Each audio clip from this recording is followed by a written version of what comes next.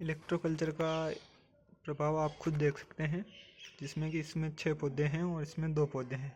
इसमें 3 थे जिसमें से एक पौधा अलग लगाया है। ये इसकी ग्रोथ ये एक ही रहा है, तो इसकी ग्रोथ तेज़ी से हो रही है, लेकिन ये 2 रह गए थे और इनमें है 6। तो उस हिसाब से इनकी ग्रोथ में तेज़ी आनी चाहिए, लेकिन इनकी ग्रोथ उतनी तेज़ हो नहीं रही है। जहाँ तक हम देख सकते हैं ये 6 वाले एक साथ वैसे ही ग्रो हो रहे हैं जैसे कि ये 2। इनमें और इनमें कोई डिफरेंस नहीं रहा है। ये साथ में लगाए गए थे पौधे, ये 6 हैं और इसमें 3 थे। 3 में से एक निकाल के यहाँ लगा दिया है। तो अब देख सकते हैं कि इसकी ग्रोथ और इनकी ग्रोथ में ज़्यादा डिफरेंस नहीं है। इनमें ज़्यादा ग्रोथ दिख रही है, जिसमें इलेक्ट्रोकल्चर की हमने वो लगाई थी तड़ी, उसमें ज़्यादा ग्रोथ दिख रही है जिस इन दोनों की बजाय। इनमें कुछ नहीं था।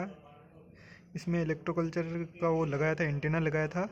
इसमें ग्रोथ का थोड़ा फ़र्क है।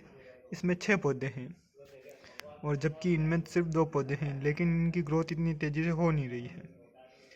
हाँ, इनमें 3 थे जिसमें से एक पौधा हमने अलग निकाला है। उसको अलग करने के बाद इसकी मिट्टी भी बदली थी, जो उसकी वजह से इसकी ग्रोथ तेज़ी से हो रही है। और एक दूसरा छोटा पौधा लगाया था हमने इसी के पास, उसकी भी ग्रोथ अच्छी है।